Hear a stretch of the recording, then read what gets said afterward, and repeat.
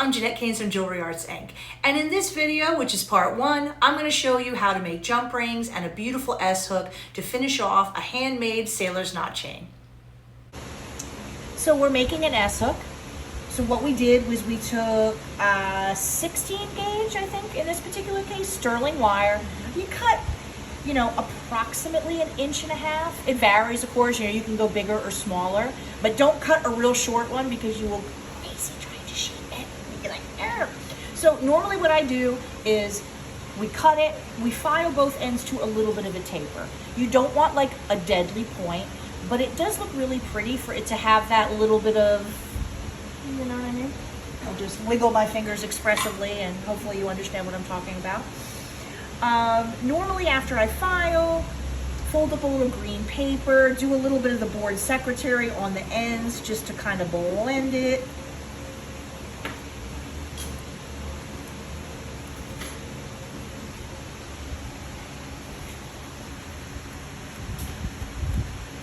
And I think this kind of S-hook is particularly pretty. You can also hammer the ends a little thinner. You can solder a ball on the end. There's a lot of little variations that you can do. You can make them and then solder a little bezel right in the middle and set a little cabochon or faceted stone in there. There's all kinds of, fun things. But today I feel like we're doing the essential beginning one, and then we can always zhuzh it up extra in the future should we desire.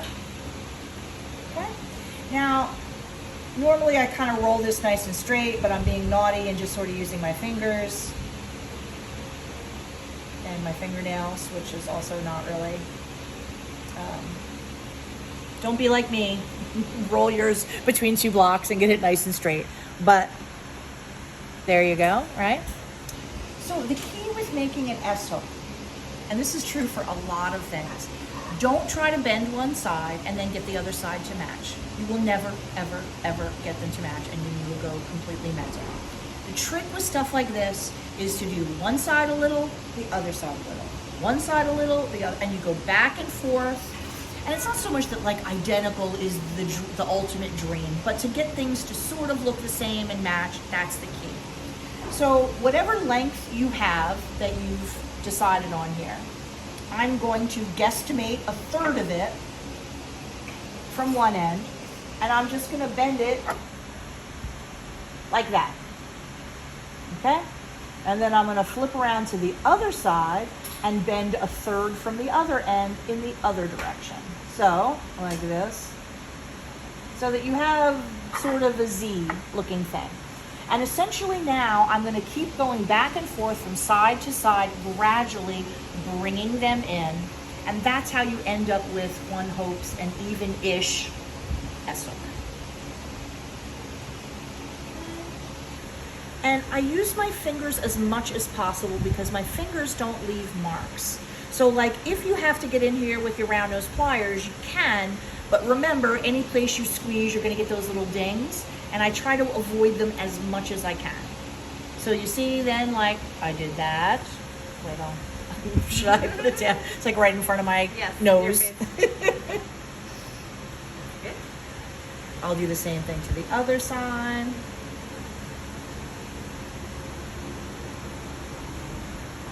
You see, and I'm just gonna kind of keep going.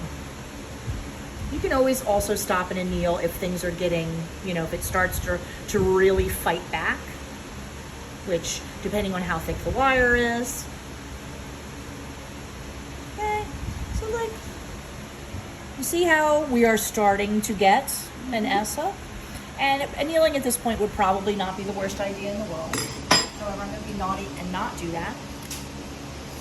At home, I want everybody to carefully anneal and pickle instead of going right on to the next step. Then what I'm going to do is I'm going to take my round nose pliers and I'm going to grab the very little end and I'm going to give it a little whoop. There's no word for that except for that sound effect. Can you do that again? I was zoomed in. Whoop. Thank you. Perfect. And this is what I define as a whoop. Grab the end with the round nose pliers and just give it a little, you see what I mean? Yeah. Okay, I'm sure there's a real word for that little curve, Swoop? that Yeah, little it's like a little- swoop, but just look at the difference. Like here, I'll let you do a close up. Like, look at the difference between what that looks like and how beautiful, and what that looks Yes. like without it. Yes. Even Yeah. though it's a tiny difference, it's actually everything. Right. You know what I mean? Wire work is always like that. It's always about trying to get a nice curve. So I will re-demonstrate the whoop on the other side.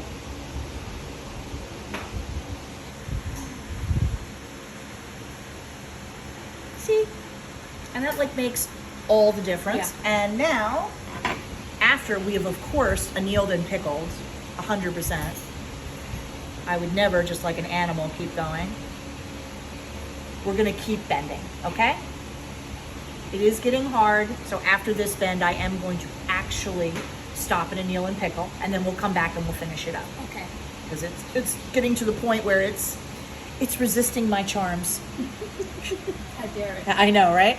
Okay, so I'm gonna kneel now real fast, we'll let it cool, pickle it, and Okay. then we'll reconvene and just do the last little bits. Fabulous. Do you want me to keep? Yeah, go ahead. And always remember, of course, when you anneal, soft flame, keep it moving. Basically, the opposite of everything you do when you solder is when you anneal. You keep it moving. You keep pulling away like that. Yeah, like nice and gentle. And like, if this was bigger and thicker, I could sit on it more and just move the flame. But that's little. I don't want to like sit on that. I don't want to sit on that too much. Okay? Got it. So let it cool for a sec, and we'll throw it in the pickle, and then we'll come back and we'll just do the final little twist. Okay? Okay, so now we're gonna finish it off. The only thing I did, I went and got a little bit of a smaller mandrel because I think we need to go down a little smaller. The one I had was a little big for doing the, okay, because I can put this here like this. You see what I mean? And Yeah. press in.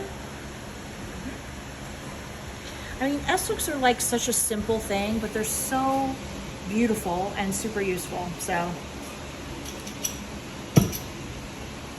and although, like I said, there's all kinds of things that you can do. And if you want the ends fatter and poofier, for example, you can slide it a little further down and squeeze here more. You know, you can just sort of tweak it according to whichever floats your boat.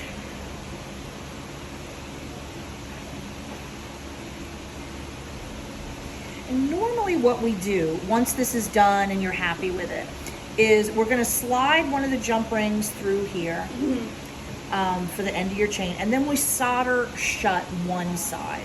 You don't have to, but it's kind of good to have only one side that opens and closes so that it's a little less likely to come off or whatever. You know, you don't have to, but it can be kind of a good thing.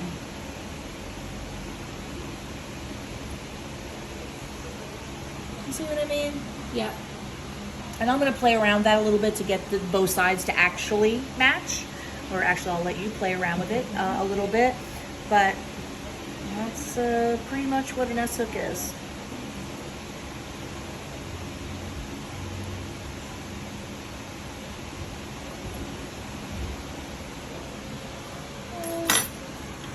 Give it a little squish. And then, actually, sorry, my fingers were in the way. Let me close that a little bit more, and probably like I said, one of those sides we'll slide through the jump ring and we'll solder it shut. Which Okay. I will demonstrate that as well. So I one recommend you don't side, get- one go side will ahead. be touching, so you can solder it. Yeah, I Or mean, they both we'd will? move that a little bit more closed, but Oh, yes, okay, we okay. just sort of put it right there, and we put a tiny little ball of solder there that closes it up. Which again is not absolutely mandatory, but I think Right. it serves as a better hook that way. Okay, yeah, A little less likely to come off. yeah, or hook on something that shouldn't. Exactly. Okay? That's pretty good to me. I mean, I think it needs a little more tweaking so that it can be exactly the same, and I can probably sit here and go full feral OCD and like, well, let me give this one a little more of a curve so it sticks out a little more, you know, and all kinds of stuff. Another really nice thing to do also is to not do them evenly, to do one side deliberately a smaller proportion. You know what I mean? It's Yeah. whatever I've looks seen those. good to you is what's good. Yeah. Okay? Gotcha. Just want to do like a few jump rings. I just grab it with my round nose pliers like so. And these are tapered, but if you let the extra just climb up the top and keep squeezing it at the same spot, you can get a pretty fast little coil. You know, I do this when I don't need 20 of them, I just need 2. Right. I never make 2 because that's just asking for God to smite you. Yes. But when I don't need a lot of them. So in other words, I would do this and I would just... You wouldn't turn it upside down so you get... No, because you let the extra just keep climbing up the gotcha, top, gotcha, okay. but you're still only squeezing it in that same spot. Okay. And then you're going to cut it with the scissors? No, this will have to saw. But you see what in other words, by doing that, you can make just a really fast, you know, little coil. Right. If I need a lot, I get at it, I find the right dowel and make a whole big long coil. But when I just need a few, I usually do something, because you can be surprisingly accurate with a little practice with your round nose pliers. Okay? Yep. So you can cut this, you're gonna put your saw blade through, saw straight down through. Haven't sawed in 18 years. So. All right, so I'm Don't know if thinking I, a little demo might be called. That would be very helpful. Let me see what kind of blade we have here. Yeah, that should do it. Even though I am not normally a big fan of the bench pin because it pokes me in the boobs, here's a public service message. I know this was not you. When you put disgusting double stick tape onto something, Anything, do really. not leave it there like a fly trap for other human beings to have to deal with. Once it's all filthy. I guarantee when you go to hell, they will play a video of you doing this and then other people having to get it off and stick their hands in it, and it's unbelievably gross and disgusting. So,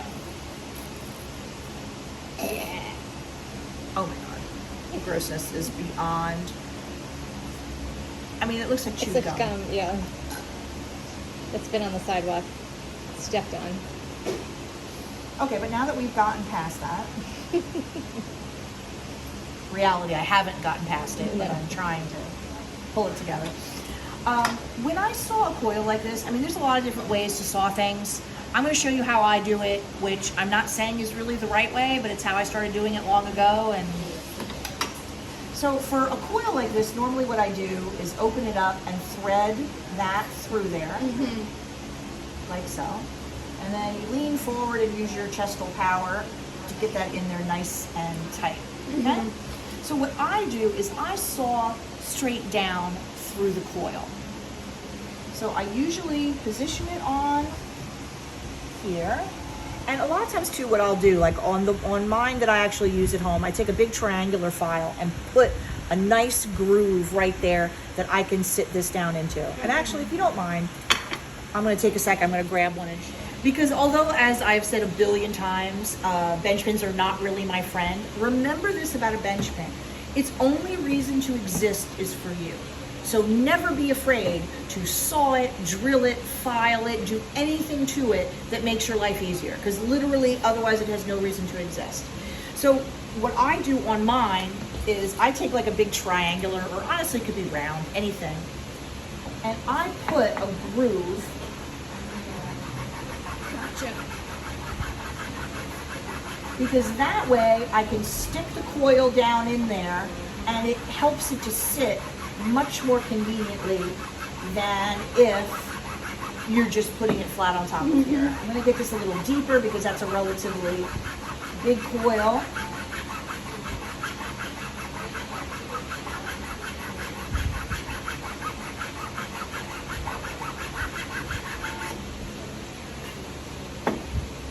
Get that a little deeper.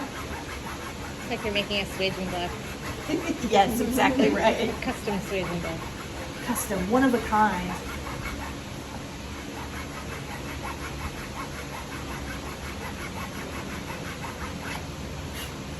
Let's see how that does.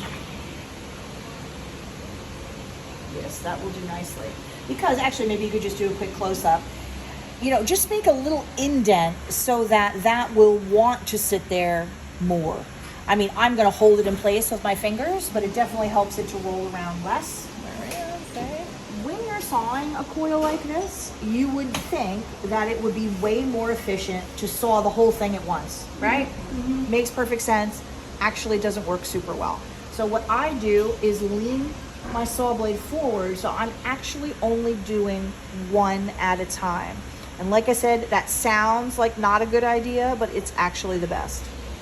You get the most control, so I'm going to hold this down.